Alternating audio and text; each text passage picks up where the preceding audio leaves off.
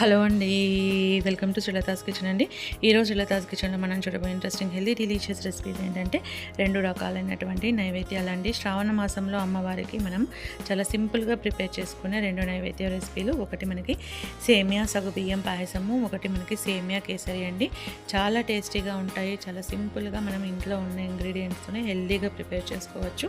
మనకు నైవేద్యంగానే కాదండి, మనం ఏదైనా స్పెషల్ అకేషన్స్లో కూడా వీటిని చక్కగా ప్రిపేర్ చేసుకొని సర్వ్ చేసుకోవచ్చు. ఈ 2 రకాల నైవేద్యాలు ఎలా ప్రిపేర్ చేయాలనేది ఈరోజు మన శ్రీలతాస్ కిచెన్లో మనం చూసేద్దాం. ముందుగా మనము ఇక్కడ సగ్గుబియ్యం సేమియా పాయసం చూద్దామండి. దానికోసం 1 కప్పు సగ్గుబియ్యం తీసుకొని ఇలా నీళ్ళలో 10 నిమిషాల పాటు నానబెట్టుకోవాలి. తర్వాత ఒక ప్యాన్ పెట్టుకొని టేబుల్ స్పూన్ వరకు నెయ్యిని వేసుకొని దాంట్లో డ్రై ఫ్రూట్స్ని వేయించుకోవాలి. దాంట్లో కొంచెం బాదంలను ముక్కలుగా కట్ చేసి వేసుకొని అందులోనే క్యాష్యూ నట్స్, దాంట్లోనే కిస్మిస్ కూడా వేసుకొని డ్రై ఫ్రూట్స్ అన్నిటినీ కూడా మనం లైట్ బ్రౌన్ కలర్కి వచ్చే విధంగా ఇలా వేయించుకోవాలి. 2 రకాల నైవేద్యాలకి నేను ఒకేసారి వేయించుకొని ఒక బౌల్లో తీసి పక్కన పెట్టుకుంటున్నానండి. ఇప్పుడు మనం అదే ప్యాన్లో ఒక చిన్న టేబుల్ స్పూన్ నెయ్యి వేసుకొని ఒక చిన్న కప్పుడు వర్మిసెల్లిని వేస్తున్నాను. ఇక్కడ మనం సగ్గుబియ్యం కూడా ఇందులో కలుపుతాం కాబట్టి కొంచెమే వర్మిసెల్లిని తీసుకొని ఇలా మనం నెయ్యిలో చక్కగా బ్రౌన్ కలర్కి వచ్చే విధంగా ఇలా వేయించుకోవాలి. బ్రౌన్ కలర్కి వచ్చిన తర్వాత దీన్ని ముందుగా వాటర్లో ఉడికించుకోవాలండి. 1 కప్పుకి 1.5 వరకు మాత్రమే వాటర్ని యాడ్ చేసుకొని దాంట్లో ఒక పావు కప్పు మిల్క్ని యాడ్ చేసుకోండి. ముందుగానే మిల్క్ మొత్తం వేయొద్దండి, కొంచెమే మిల్క్ని వేసుకొని ఇది చక్కగా ఇందులో ఉడికే విధంగా చక్కగా ఉడికించుకోవాలి. ఇది మనకి చక్కగా వర్మిసెల్లి ఇందులోకి బాయిల్ అవుతున్న సమయంలో కొంచెం ఇలాచి పౌడర్ని కూడా వేసేసుకొని చక్కగా దీన్ని కుక్ చేసుకోవాలి.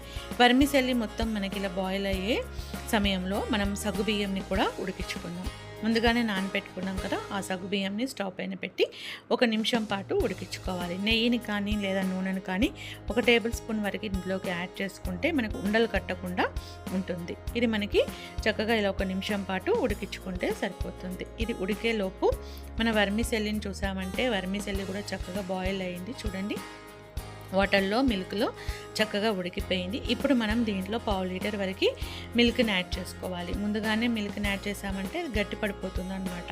అందుకని ఇలా ఉడికిపోయిన తర్వాత మనం మిల్క్ని యాడ్ చేస్తే చక్కగా చల్లారిన తర్వాత కూడా మనకి అలాగే ఉండిపోతుంది.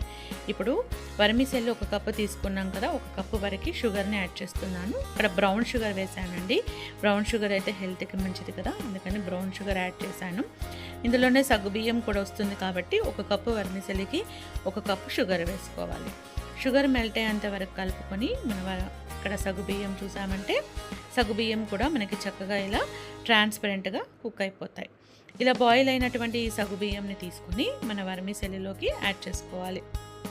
ఇదంతా కూడా చక్కగా కలిసేట్టుగా ఇలా కలుపుకోవాలండి. వర్మిసెల్లిలోనికి సగ్గుబియ్యం వేసేసుకొని 1 నిమిషం పాటు మనం కుక్ చేయాలి. ఎక్కువసేపు కుక్ చేయొద్దు. పైన ఇలా డ్రై ఫ్రూట్స్ని యాడ్ చేసుకొని 1 నిమిషం పాటు సగ్గుబియ్యం వేసాక అంతా కలుపుకొని బాయిల్ చేసామంటే సరిపోతుంది.